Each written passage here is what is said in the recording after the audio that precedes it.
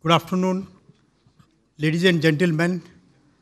First of all, I like to thank TV9 for presenting here a wonderful fusion of politics, industry, sustainability, media, and it's a place where you can find almost everything. I've made presentations in several conferences. The focus was only on the topics or the conference topics. But I'm amazed to see that we are going to see football. We are in a football stadium. We have media. We have best of the politicians from India, best of the speeches about the country's growth plans, and a huge relationship development, uplift in relationship between India and Germany. Thank you once again. Let me now make my presentation. Now, from the human-induced warming reached approximately 1 degree centigrade above pre-industrial level till 2017. And it is expected to go to 1.5 degrees centigrade by 2040. You have already seen the way environment is behaving, the way glaciers are melting, so on and so forth. And if we all collectively do not do something substantial, then we are in for a much larger problem. By 2040, we will already be at 1.5 degrees centigrade, and while the global targets are 1.5 degrees centigrade by end of this century. So something substantial is required to be done, and in COP, all of us have made various commitments and need to follow that. It is not only for the nations who have committed about it, it is about all individual companies who have to make commitment and who have to do their bit so that in totality we are able to achieve these goals. Now when we come to India, last year we produced around 141 million ton of steel, and we generated around 358 million ton of CO2.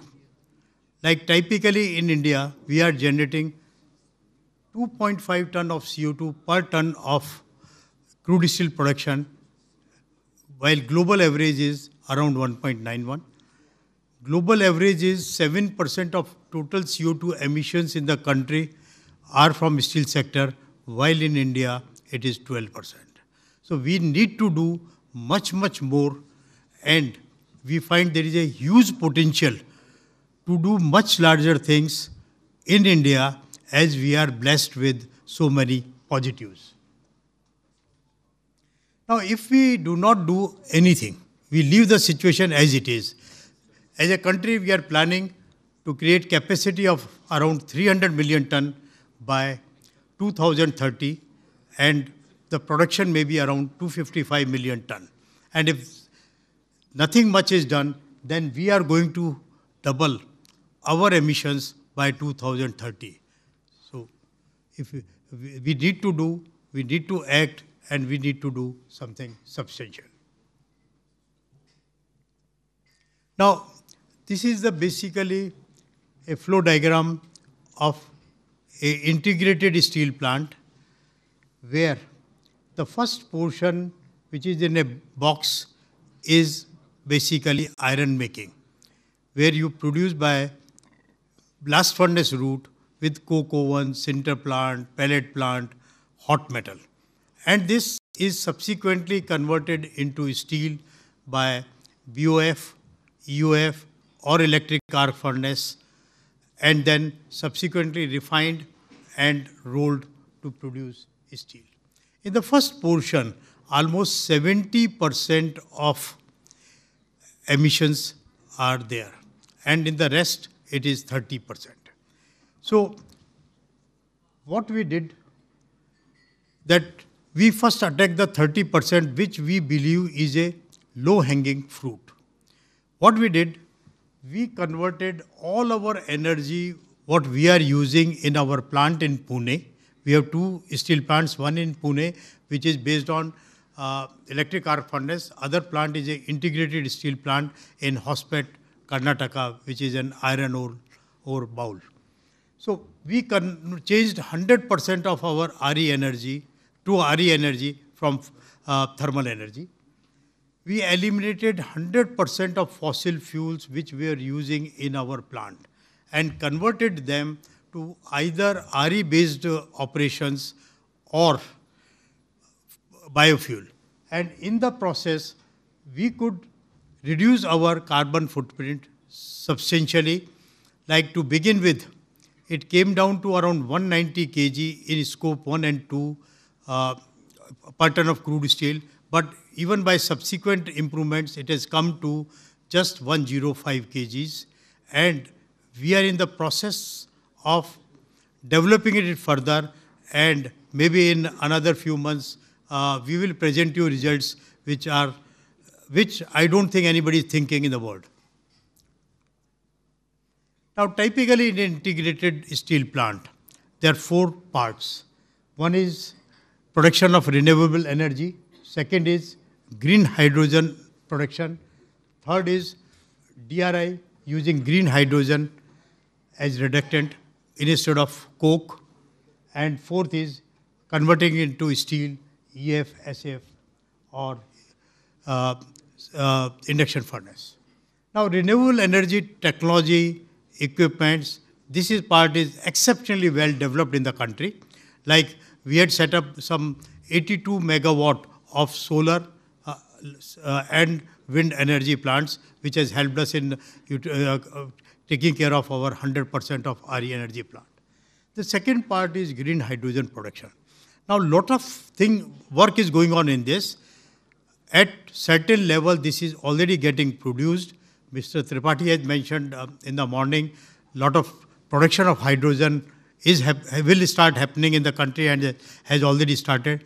But a million ton of steel plant typically requires almost 65,000 tons of hydrogen. And hydrogen is very difficult to transport. So one possibility is you have hydrogen production manufacturing along with the steel manufacturing facility, and RE power plant, you have to bring RE power to produce RE power based hydrogen, or you produce hydrogen somewhere else, convert it into ammonia, bring ammonia to your plant, and again dissociate ammonia into hydrogen and hydrogen, which makes it further expensive. So this need to be really worked in a manner that it becomes cost competitive and you are able to produce at the steel plant site. Third part is DRI making. Now basically with natural gas, DRI manufacturing process is very, very well established. It is there in India since more than 27, 28 years. But in India, we have an issue related to first, availability of the gas. Number 2, availability of gas at competitive price. But this may not be the situation in many other countries, so this can be done. And the technology, this itself can reduce CO2 footprint by almost up to 40-45%. And this process itself need to be tried to use 100% of hydrogen. There is already a plant running in Sweden. It's a pilot plant operating at 1 ton per hour production, and it is doing well. But then at a large commercial scale, a lot of work is going on, but one need to really produce. And once this DRI is produced, then this DRI can definitely be melted in EF or SF, and the green steel is produced. Eventually, some such process need to be really developed, where from iron ore you can produce green steel. Now, let me talk about green steel at Saarloha. Now, a brief overview of Kalyani Group. We have a group sales turnover of around $4 billion. We have manufacturing footprint at 23 locations and quite a few in Europe also. We have a market cap of greater than 14 billion and a workforce of more than 12,000 people. We are manufacturing steel for various critical applications which requires steel which is highly clean and with a very high level of properties including fatigue strength. We are producing for aerospace, outer space, defense, nuclear, oil and gas, submarine, railways, wind power, automotive. Many of these sectors are new age, which are really helping us in supplying steel to them, to remain in high value-added steels, and at the same time, these are the sectors which are looking for green steel, of course, beside automotive. On that, automotive is basically our largest sector. Now, we manufacture steel through electric arc furnace route. We have a capacity to produce 204,000 tons. And this 100% of capacity, we are able to produce green steel. We have started producing since last more than 2 years. And yesterday, Mr. Scindia was there. Subsequently, I will show you a photograph. He was the person, when he was steel minister, who graced our occasion while launching the green steel. Now, as far as our manufacturing facilities are concerned, we are melting in electric arc furnace, which is 100% powered by RE. Then we have secondary refining in ladle furnace. We have vacuum decasing, VOD, casting. We have the best and the largest caster in the country. We do ingot casting up to 70 ton, and we have secondary refining processes like slag refining and vacuum arc remelting. We have several rolling mills, heat treatment, finishing, and almost all the testing facilities which are required. Now, these are some of the grades which we produce for various sectors, and a good portion of our steel is coming to Europe in the form of components, and as well as to US. Now, when we talk of green steel, we talk about scope 1, scope 2, and scope 3. As I mentioned before, scope 2 we made zero basically by uses of green energy or renewable power. Scope 1, we changed our raw material mix and we are largely using scrap. We are taking back scrap from all our customers. We are also, like you may be surprised, we sell steel to countries like US, and at the end of life of the component, that component comes back to us in India for remelting. Now, this circular economy, which we have adopted very heavily in our plant, is really helping us. So, in a way, we are basically conversion agents. And it is highly sustainable because the same material keeps moving rather than bringing fresh material. Now, as I mentioned before, fuel mix today is basically biofuel, or all our furnaces and all are running, which were running earlier on furnace oil or PNG, are today running on electricity or biofuel. Now, this is the photograph of our launching ceremony. Mr. Scindia, you can see, yesterday he had made a speech, and the complete Steel Ministry people are there. We have created two brands. One is Kalyani Ferresta, where it's a low CO2 steel, where we were committing 190 kg when we started 2 years back of CO2 per ton of crude steel, and 0.35 tons of CO2 per ton in the rolled product. And by utilization of 100% of renewable energy. And we also have a grade, Kalyani Ferresta Plus, where whatever is the residual CO2 that is offset by that is offset by purchase of equivalent carbon credits to achieve carbon neutral products. But this is all scope 1 and scope 2. We did not stop here. Now, many of our customers in Europe has started asking for scope 1, scope 2 and scope 3 in totality. And we are already started supplying crude steel with less than 400 kg of CO2 and various grades of steel which has alloying elements also, like for example bearing with only 510 kg of CO2. These are among the best figures in the world. We already have now a tie-up supply arrangement with some German companies, and we are already supplying green steel to companies in Europe. Now, when we thought of producing green steel, we thought maybe people will not believe us or trust us that we can produce this, we can produce with such low CO2 footprint. So we hired the best inspection and certification agency, DNV, based in out of Netherlands, and they are the people who are certifying every heat of our production of green steel. Now, you may be a little surprised.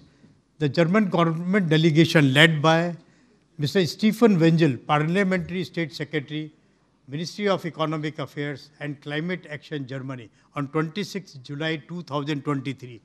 He visited us with his complete team, and I don't have words to explain the way he appreciated our this initiative, and he really said that this is the thing we would like to do in Germany as soon as possible and how we can cooperate. And TV9, without knowing this, has already started some level of cooperation, some level of integration between the two countries. This is our supply agreement, photograph of supply agreement with ZF.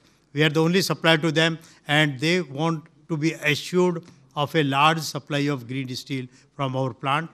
They did very extensive verification and compared us with the rest of the world for production of green steel before signing this MOU.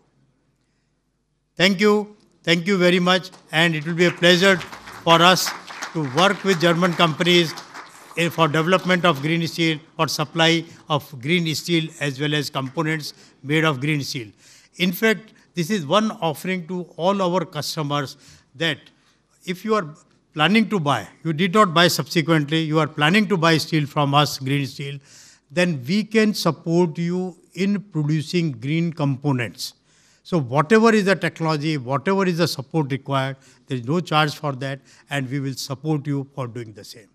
Thank you very much. Thank you, TV9, once again. Requesting Mr. Goyal to please stay on stage, requesting Barun Das and Roman Kasper to please take the stage to felicitate Mr. Goyal.